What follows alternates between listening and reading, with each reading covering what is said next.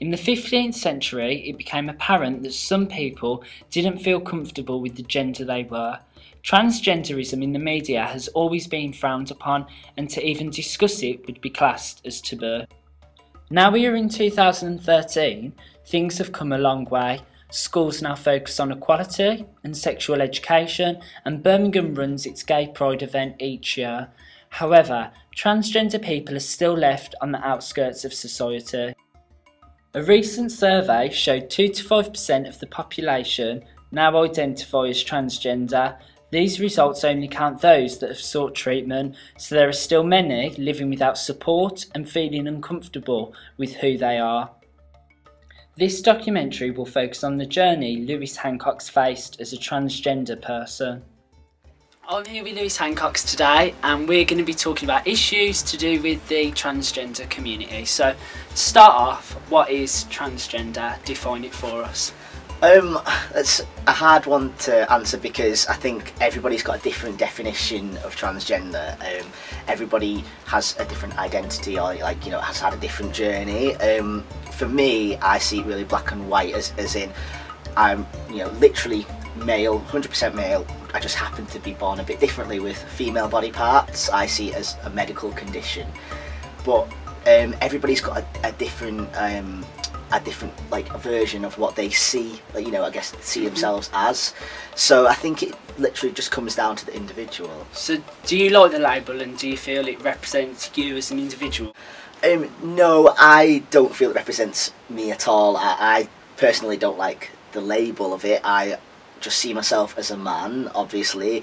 I just happen to be transgender. I see it as a condition that I have. It's just a very small part of my life. I read on your website that you said when you were about 4 or 5, you said to your mum that you felt like a boy trapped in a girl's body. Was there kind of a specific event that triggered that, and how did she react? There wasn't a specific event that triggered it, no. It's just something that I knew, from the moment I could sort of put my feelings into words. Yeah. I told my mum that I'm a boy in a girl's body, and I remember my mum said to me something along the lines of, if you still feel this way when you're older, you're just going to have to get the change then. The change. Yeah. The only change that we can have in life. The change. Yeah, it's good that she was just really casual about it. Yeah, she reacted really well, and yeah, that feeling stuck with me throughout life. There was times when I tried to hide from it, I guess, or push it to the back of my mind, but it's just that, it's just a natural feeling that I've had since. Was your dad as supportive about your decision? No, my dad wasn't as supportive as my mum. He found it a little bit weird.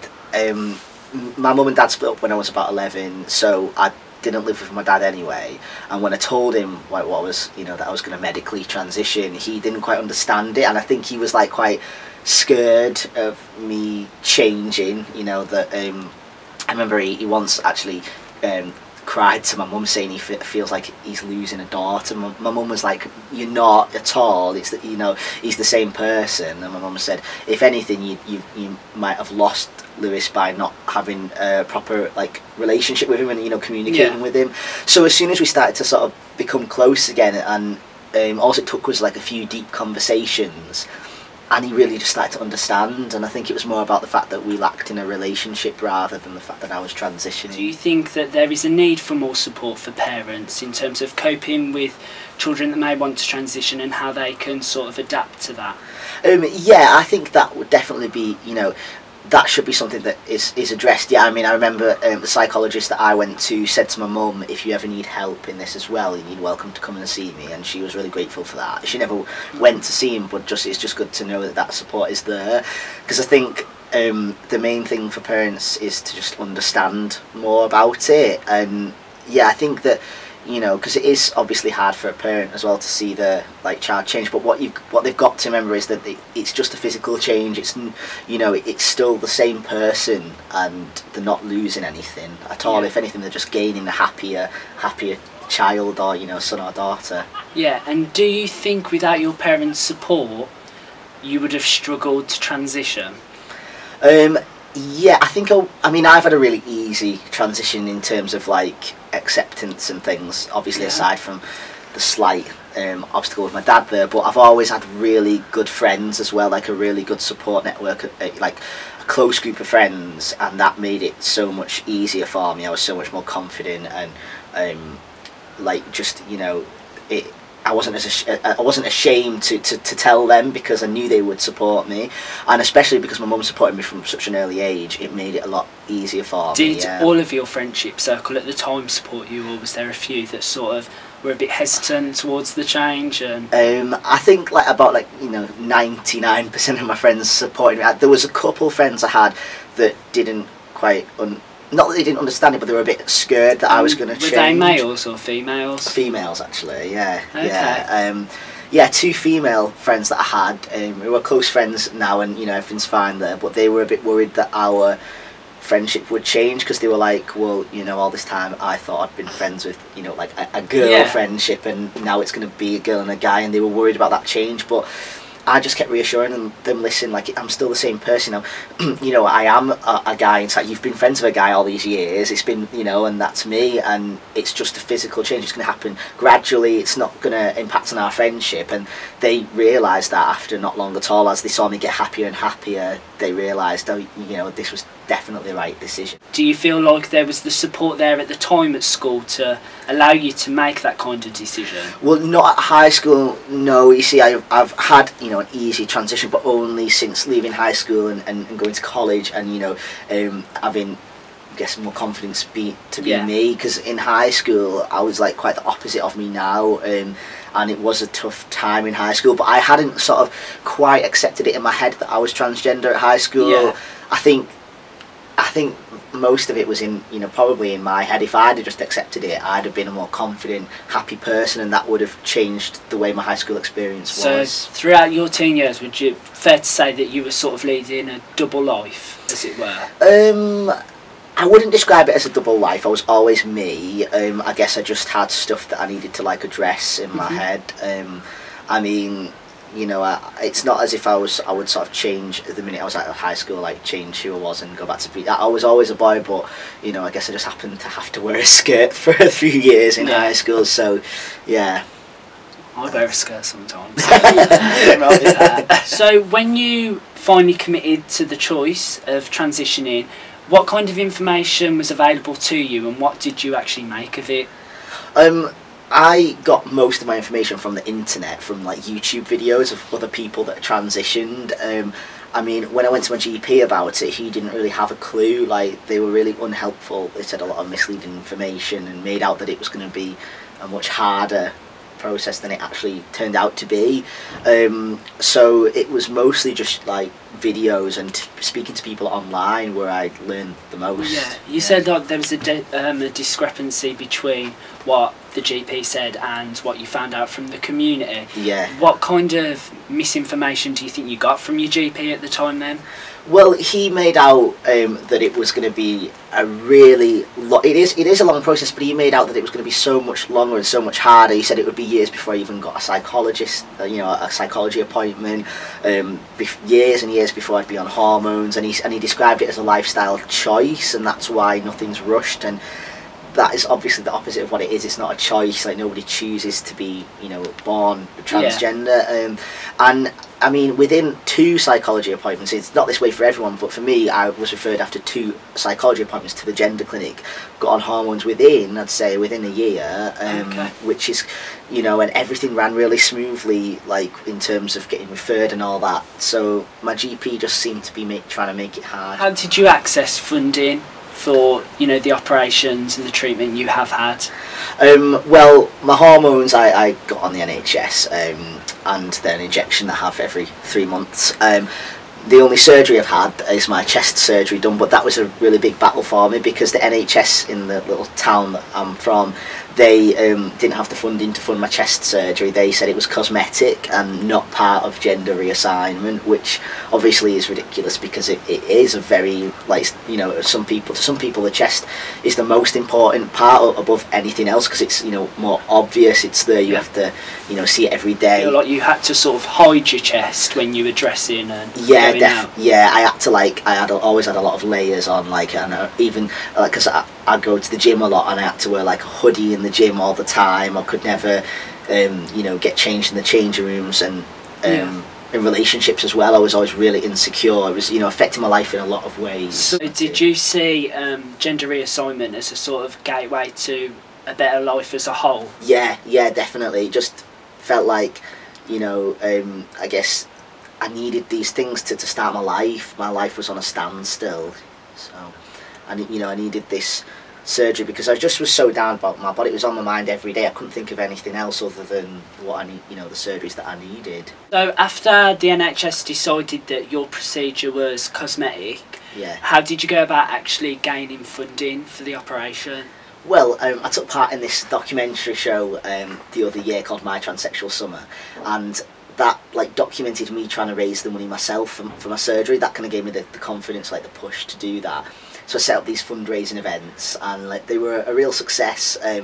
But because the show captured me doing that, so much of the public were just so supportive, and they all wanted to help me. Yeah. So I set up this online donation site, not thinking anything of it, just thinking like, oh, it's really lovely if people want to. But then it really took off. Like Stephen Fry donated and tweeted it, and I ended up getting the full 6,000 within a few months that I needed for the surgery. So I had my surgery about over a year ago now. Yeah. And did you think that the general public had that kind of acceptance for transgender people? No, I wasn't. I guess the public are a lot more accepting than I gave them credit for. One thing I was worried about, like when I was taking part in the show, was the reactions after I came out, because you know it's being transgender isn't something that I go around revealing to everyone, and why should you as well? Yeah, exactly. Yeah. So I was worried about negative reactions, but I've not had a single negative thing said to me since the show. You know, I'll be walking down the street and people come up to me saying that they like think I'm an inspiration, or like, you know, how good the show was. You know, just everything has been so positive. Even like chavs have just been like, oh, it's that lad off telly, you know, like they've not said anything about me being transgender, like nothing bad at all. So that really shocked me in such like a good way, obviously. Myself as a straight guy, but there are a lot of people out there that don't fit into the boxes of male or female, that identify amongst the spectrum of gender, and I don't think that's been covered in media yet, in mainstream media anyway. So I think that the more voices that are heard, the more different trans people that step up, like the better, because we get to hear different people's points of view and different people's journeys. So can I ask, are you religious? I wouldn't describe myself as religious, but I'm open-minded, you know, I guess I believe. So what would you say to those people that may say, you know, God or Allah or whatever sort of religious figure, they argue that, you know, you shouldn't alter your body, you were born a certain way, and, you know, you shouldn't alter God's creation? What would you say to those people? Well, I think saying me transitioning is like saying, you know, God's made a mistake. Well, isn't that the same as I'd say to them, well, what about, you know, disabled people or people with a different type of birth defect, you know, you wouldn't class those as God's mistake. So you mentioned your experience at school and how you didn't feel perhaps comfortable with identifying as male. Do you think there is a need for education in high school? Yeah, definitely. I have a couple of friends that do actually go to different high schools and you know, do talks on transgender. And what's the response to that?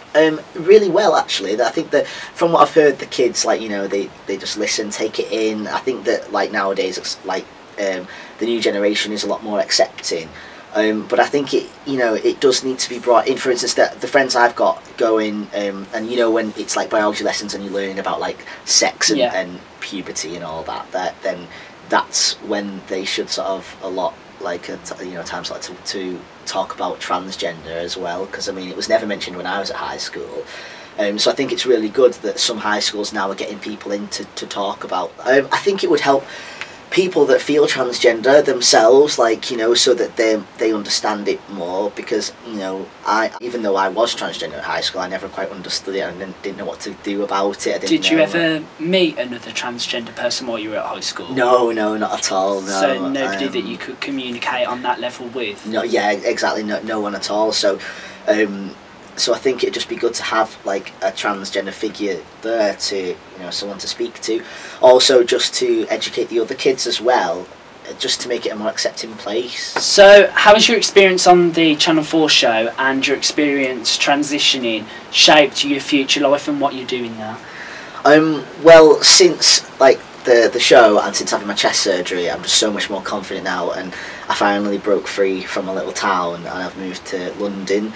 I'm a freelance filmmaker, so I've finally gone back to uni to get my degree in that. I've got a girlfriend now as well, and my life's just really heading in a positive direction. If I could choose to be born a different way, I don't think I'd choose that option anymore, because it's made me who I am today, and maybe I wouldn't be where I am now if I hadn't gone through all that. So in terms of your relationship now, how did you tell her that you were transgender and you transitioned?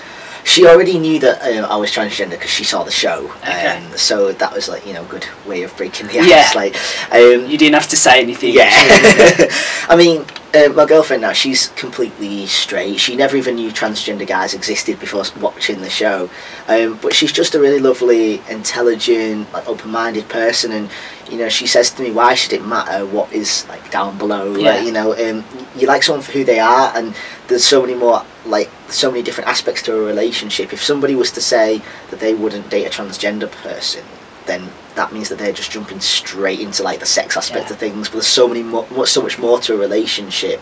Like, I mean, we do obviously have sex, but it's about pleasing the other person, no matter how that is.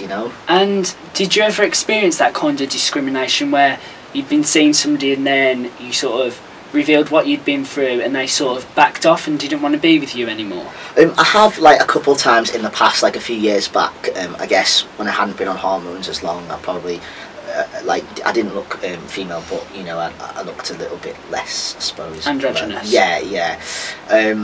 So I have in the past, but it just went to show that they weren't the right person for me. And even if I wasn't born transgender, I'd want to be with a girl that's really intelligent and open-minded.